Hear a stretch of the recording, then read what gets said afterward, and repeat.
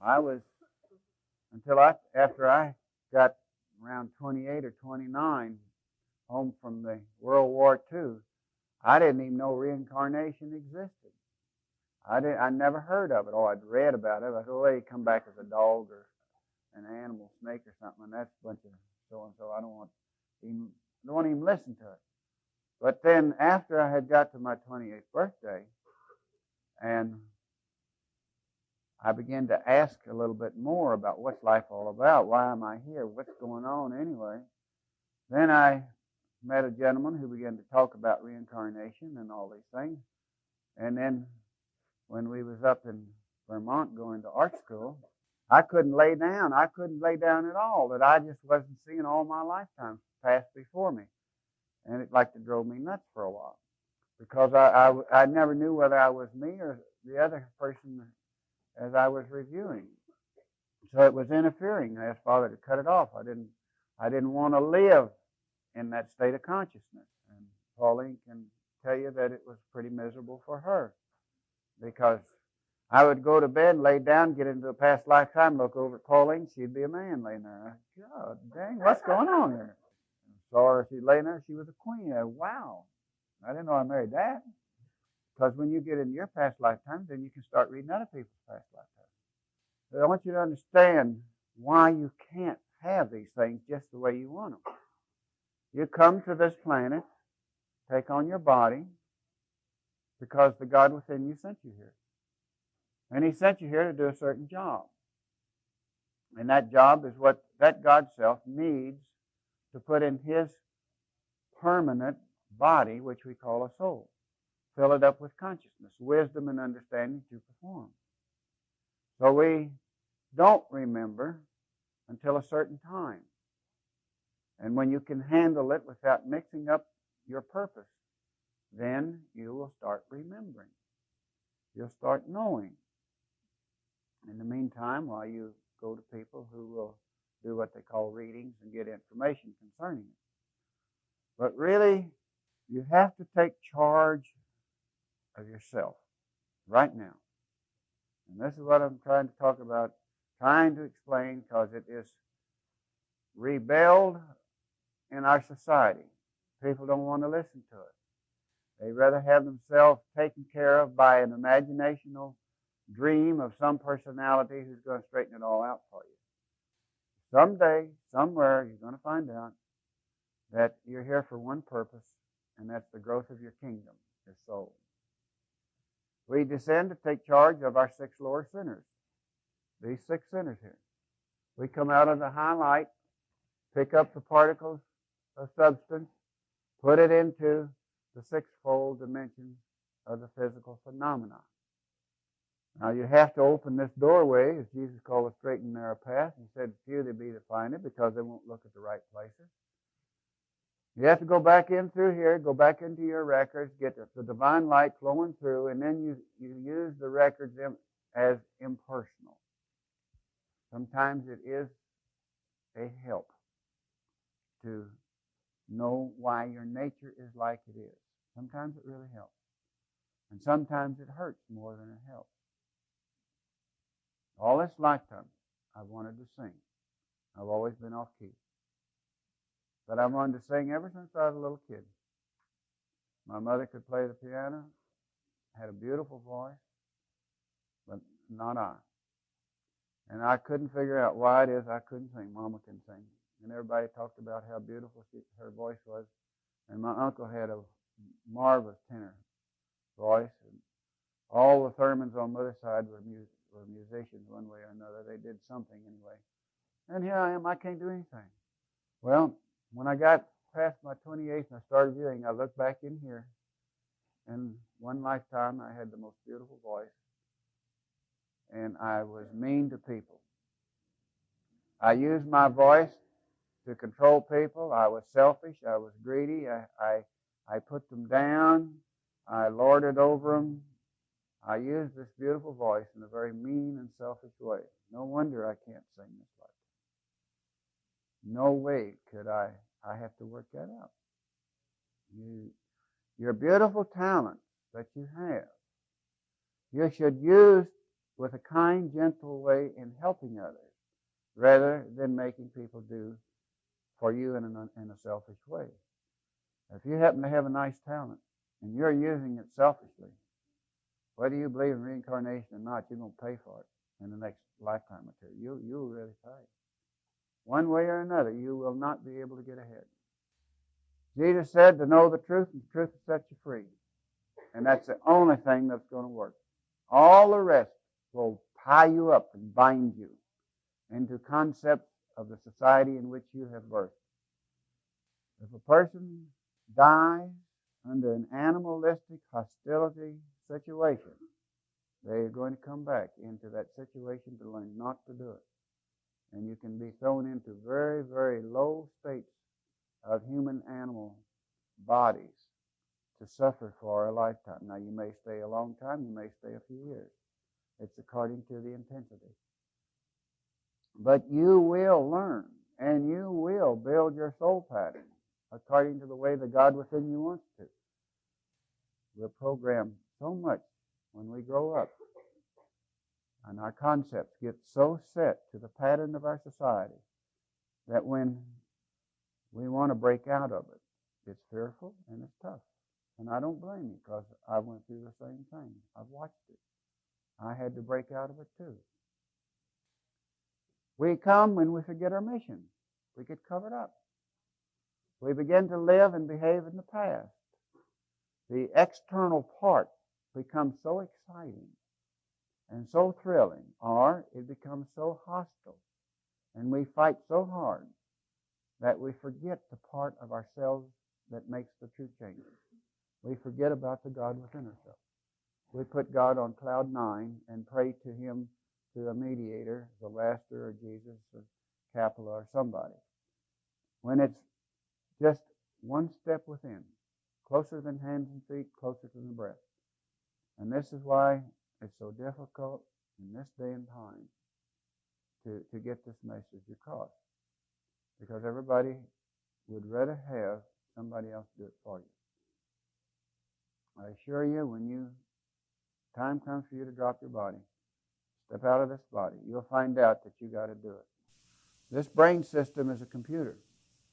And whatever is shoved into that brain system is computed so that you have a memory pattern and you remember what is computed into that brain system. And we get closed off from the upper flow. The main part of ourselves that stands in the way, of course, is your personal ego.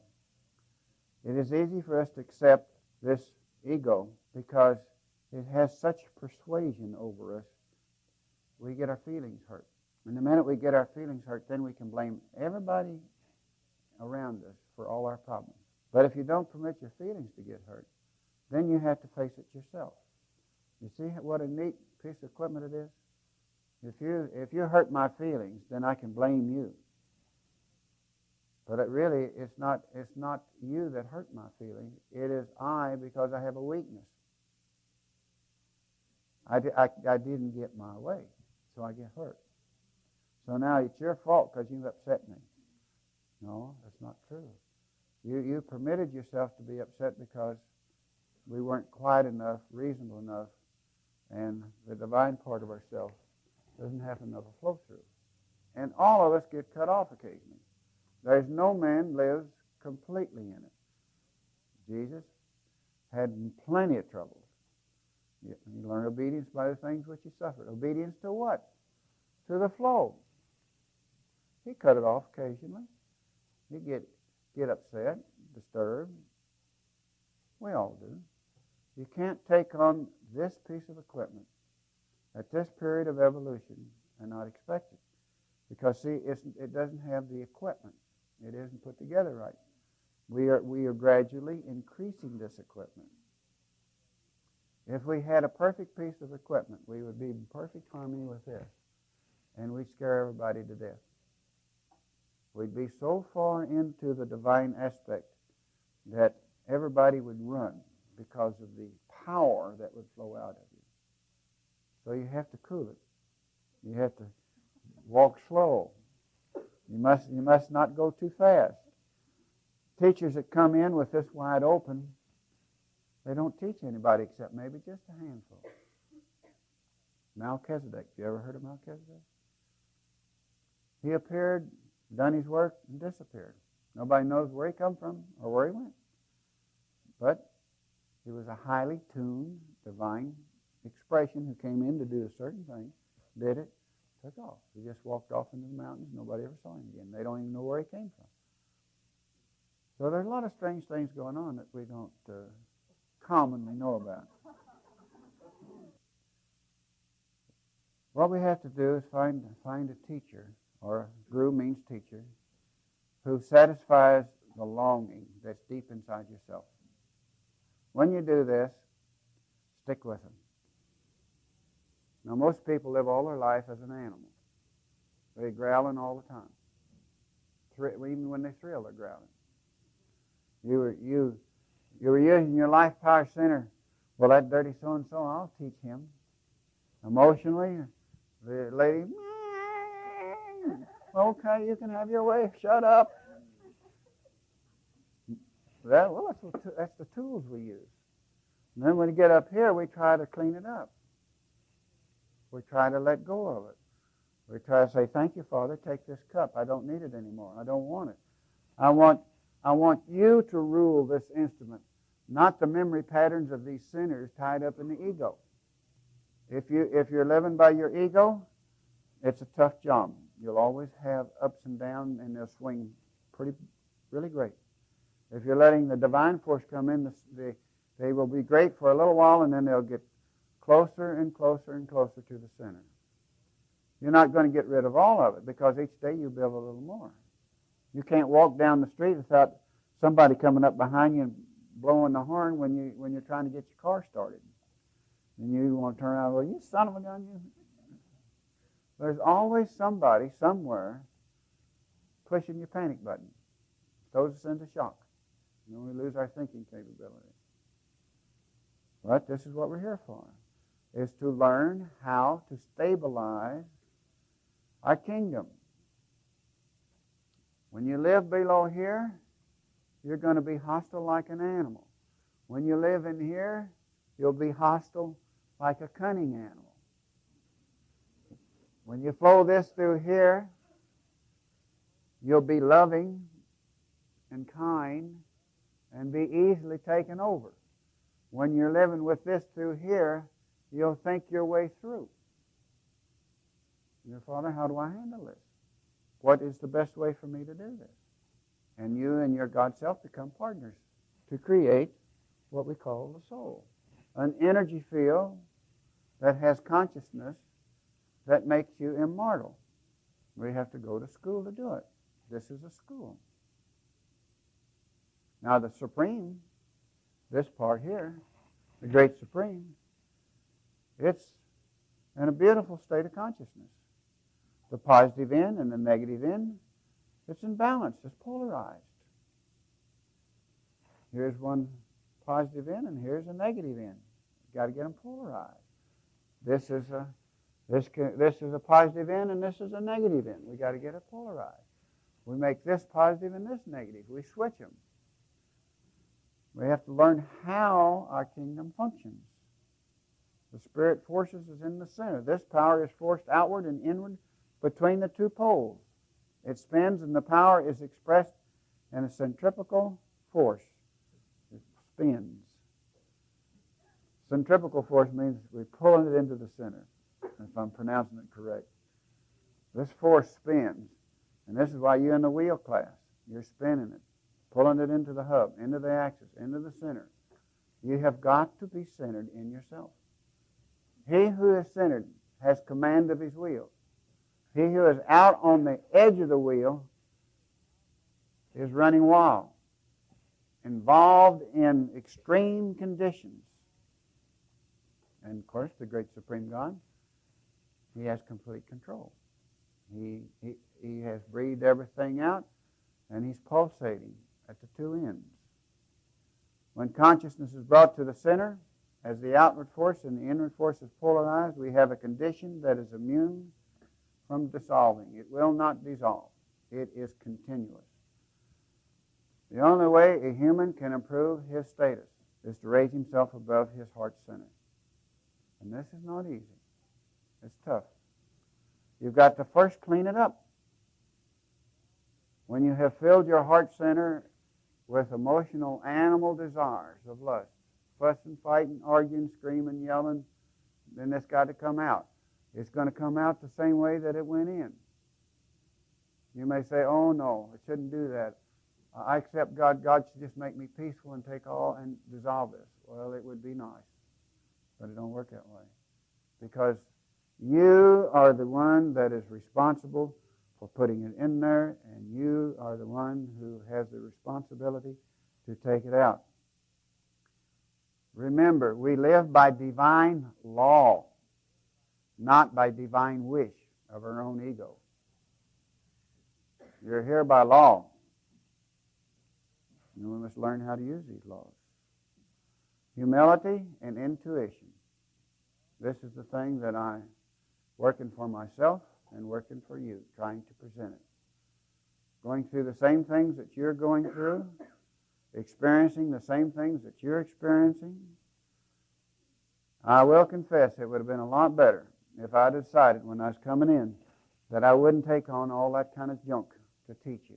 I would have rather just said, Father, I don't want to get messed up in that. I'll take the high road and teach you. Nope. If I was going to teach, I had to become one just like you so that I could feel the same pains, the same miseries, go through the same flows that those I teach are to go through. And I had to get myself cleaned up before I could do the job I wanted to do. That's why it took me to about the year of around 40 years old before I even knew what I was supposed to do. I didn't know. If you don't think cleaning up 154 karmic problems doesn't require a lot of stuff, next time you come in, say, well, I want to clean up that much. Mentally, emotionally, really tough job. And it all has to take place within yourself. We are working towards humility. You remember what humility is? When you can permit someone you love very much to go through the things that you know and have already been through, and don't interfere with it. You permit them that privilege to learn. You're humble. But when you say, hey, don't do that, don't do this, don't do that, and you try to make them over according to what you have learned, you rob them of their learning process. And this is what is going on in the world today. Now, the heart center carries on affairs of the worldly feelings, pleasures, and pain. The current flows through the sense of the body feelings, gives lower and higher mind what we call success. That is, when the feelings are all down in here, the ego feels successful. It feels that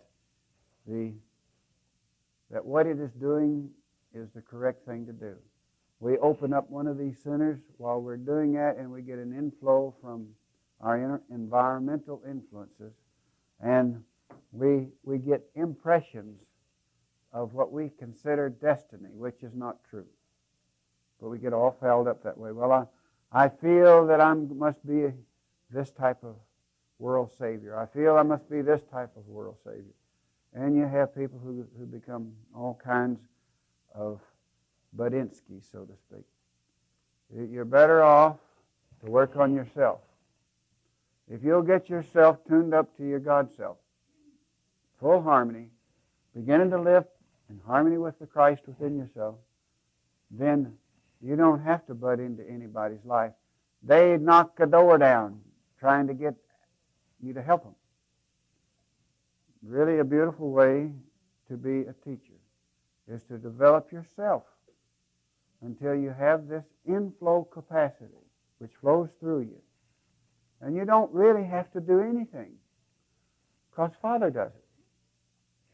When this part of me goes over to that part of you, the little stinker down here called Audle, he don't have to do nothing. It's all taken care of by the divine flow. It just naturally becomes a unit in which your highest welfare is the most considered point.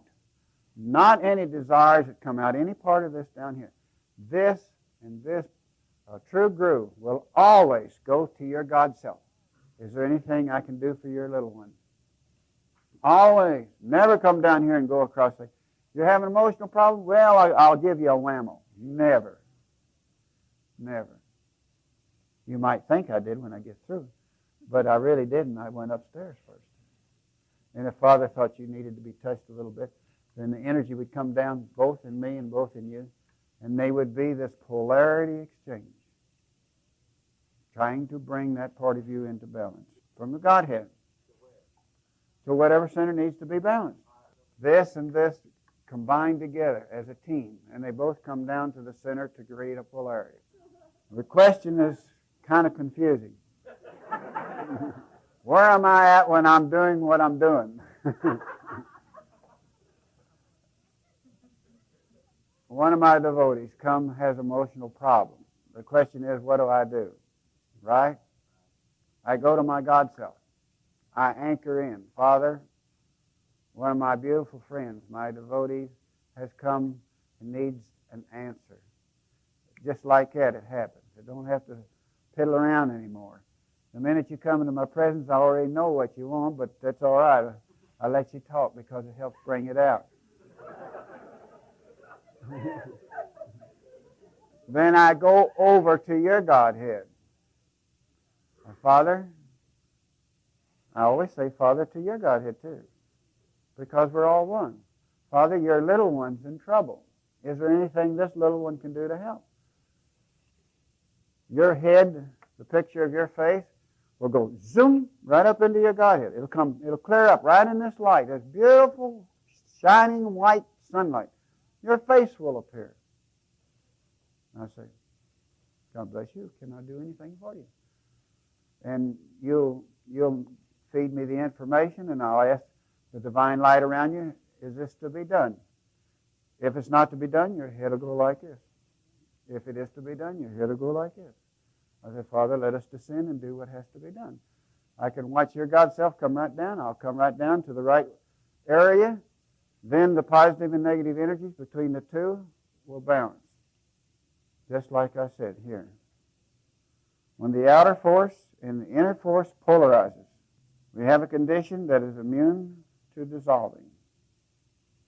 That means that the divine forces of the polarity that operates the kingdom becomes forward into functioning unit and cannot be dissolved at that moment. All else is dissolved. That which is not in the polarity. It's wiped out. Once in a great while, if that person shows a reflection through here of their past life, that they were really a divine worker and have been with me, if they've really been with me back in time, and they were one of my very close associates, then I see this cloud over that's been brought down here. I might go in and touch it just for a moment. And usually when I do, they'll just bust out crying like a water fountain's going on. And then I'll back away because I don't want to destroy what they have to work on. But I give them an insight, maybe just that much, so that they will really get to work on themselves, really struggle for the perfection. Now, we're all not angels. We're not all saints. We've been devils too. So everybody has some things that need to clean up. But devotion to truth teachings. Once you find a teacher you can accept. It don't have to be me. I appeal to some people, and some people I don't appeal to at all. Naturally. Don't expect to be appealing to everyone. Don't want to be. I'm looking for those who are ready for what I was come to give. And to those, I'll give. Now, you may not always take. That's your choice. A good teacher who comes to do his job will force nothing on anyone. Never force it on anyone. It's against the rules of divine order. God don't force nothing on you. You think God is making you do things? You better get wise if you think it's God's fault. This thing is created and you were seeded to blossom into your own kind, which is a seed exactly like the divine expression. But it's under law. Under law. You go out in the ground and you plant a seed. What is the law? There's certain things has to take place in that earth before that life force can burst out of that seed and come up and flower itself into its own kind. If it falls on barren ground, it won't do it. You got to meditate. You got to surrender. You got to surrender to the flow. You got to step inside the divine light. You got to run your kriyas and run your kriyas and run your kriyas and burn this up and get into the Christ. You got to accept the Christ as a part of your everyday life, not just Sunday morning or Monday night or when you think about it. I mean every moment of time. You got to depend on that purification consciousness. And when you do, you'll clean this up and it'll just be like a highway of light. Just a highway. Called the Holy Nam, the King's Highway. Jesus called it straight and narrow path. But you see, there's certain things you have to do. You just can't come around and light a candle and say, well, Father, now I'm open. I lit 2 candles today. Can't do it that way. This is all imaginational. It helps, especially in the emotional level. It helps tremendously. But it doesn't take the cap off of the knob. And that knob is still covered up. That's the reason I tell you. Read all kind of books about truth. Keep your mind open and clear. Keep it free. Don't worship oddly, for God's sake. Listen to the teachings. Practice the teachings. Practice the knowledge. Make the knowledge a usable, capable, functioning consciousness. It is the teaching. It is not the personality. I've had some come and God within says, do it one more time, don't do it no more. And I can't do it no more. Because I rob you of your learning process. Do it yourself. Because I know when you do it, and when you do it rightly, you can never lose it. It shall always be yours. But if you get pushed up, what it might be called a quickie, when the quickie energy flows out, or the person who has done it for you dies or leaves your energy field, then you'll come rushing right back and you're worse than you've ever been. Worse than you've ever been. But the teacher who says, you must do this. You must practice this. It is your job. Slow and easy. Don't expect it overnight. 3 years around me, you should have the knowledge. 10 to 15 years, you should be ready to stand alone. If you do what I tell you. Well, anytime we get dogmatic, we have tied up one of the sinners or a series of the sinners. Nobody gets dogmatic once the channel is open because you're always growing. New thoughts are always moving. New information is always flowing through. Now, on certain laws, you'll be quite positive that you learn. But to be dogmatic is, in my opinion, is to be so set that no one can move you out of that set concept. That you're there and that's it. Now, it has to depend. These are doorways of mind, all of these. And their combinations. This has to do with Maya and this Manus and this Christ and this the divine Atma. Let's say you're emotionally intellect. These two combinations are together. Your intellect is ruling your emotions.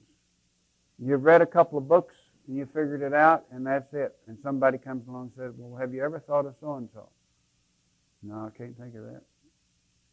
This is the way it is. And you're convinced. Leave them alone. Now, if I want to work on you and you come and ask me, and you have this kind of dogmatic problem, and you say, I just can't get over this. This is set. I don't like it. I just can't think any other way. What can I do? then I will try to open the channel so that you can have some new inflow and begin to gradually change your thinking concepts to a new dimension to where you can see a relationship of the law of relativity to these different levels of mind. And you'll find that at the center, they're all the same. But it's only when you go out through these different leaves or onto the edge of the wheels or to the grasping flower that you get involved in patterns that you just can't have it no other way. And this is what causes so much trouble in marriages. The wife or the husband just got to perform in a certain way. And it's difficult, naturally. But after a few spontaneous bursts, we love each other. We get over it. We hold each other, and then we have another one, and then we get over it. And so we learn step by step these different levels, how to handle them. You can't learn a thing unless you have the experience to learn it from. You just can't. Thank God for all the wonderful things that happen to you. Good or bad, in your opinion. What difference does it make? You're learning. And when you can handle both your high goods and your low bads, so-called, in somewhat of a stable manner, then you can really thank your Father, the God within you, because you're tuning to this pathway. You're not dealing all of it with this ego. You're letting your God self have a chance. That's the only reason that we don't know about it. We don't give that part of ourselves a chance. And I have information that we'll talk about on that later on. Have it all sort of worked out here for you. But again, I'll close with the same statement. The only way a human means half man and half animal. We are not a man, so-called, in the scheme of things yet. We are part animal with a master man building. This is why those of you who are in the wheel class, whether you know it or not, are very, very fortunate, because you're beginning to whirl Ezekiel's wheels, and hopefully in time you'll whirl all the animal out of yourself, and what is really deep inside will condense and be pulled into the stream and taken up here and dissolved. Only Ezekiel's wheels can do it. As long as this leaf is reaching out, you cannot dissolve it, because you'll grab here and you'll grab there, and when you do, that energy runs right through the tube. These have little tubes that connect to the spinal system. They go right into the cerebral nervous system, go right up into the brain, and the convolution is formed so that you can have that habit. What do you think all those wrinkle things in the brain are? They're where you live. They're your habits. The more wrinkled you are, the wiser you are. The slicker the brain, the less capability you have. Yes, Jordan? If you're really doing it the way we request you do it. That which does not belong to you will be whirled off of the wheel. That which belongs to you, you can never whirl it off of the wheel. You've got to pull it into the center of the axis and dissolve it by taking it to the Christ, which will, if you want to use Christian terms, all sins will be forgiven. If they are dissolved in the Christ purification, this energy, this level, this light. Parts of it you can't get rid of until you do take it to the Christ consciousness. The golden bowl. Huh? Oh, yeah. You can. Well, it takes a long time. Long time. You can live it by many, many lifetimes. You gradually and slowly are be put into positions to where you'll suffer until you do the thing that you're supposed to do. Why do you think people are born with cripples the way they are? Why are some of you real smart and some of you not so smart? Why have some have beautiful bodies and some have all twisted bodies? Why do these things happen? It says we're all created equal. How come we're not all beautiful? How come I'm not real good looking? How come I don't have no hair? You have to study. You have to study the patterns. Then you find out. You have to look and see what you've done and what you should have done. And I've done a lot of things I shouldn't have done. So they have to be straightened up. So I say, Father, okay, let's straighten them up. It's really a lot of fun. Really it is. Once we get ourselves in tune with this, it's just like a ball game of joy. Oh, once in a while we get kind of sad and down, sure. The only time I get really bad is when I work too damn hard. Like this last week, I worked too hard. Saturday was a little bit too hard. Friday was too hard. Wednesday was too hard. Tuesday was too hard. I worked beyond my fatigue point. It lowered my defenses of the divine flow going through the body because I made the body too tired. All I had left was a weak flow. Those of you who work around me, I don't stop until it's done. I just keep doggedly after it. Well, maybe someday I'll learn better. Let's meditate.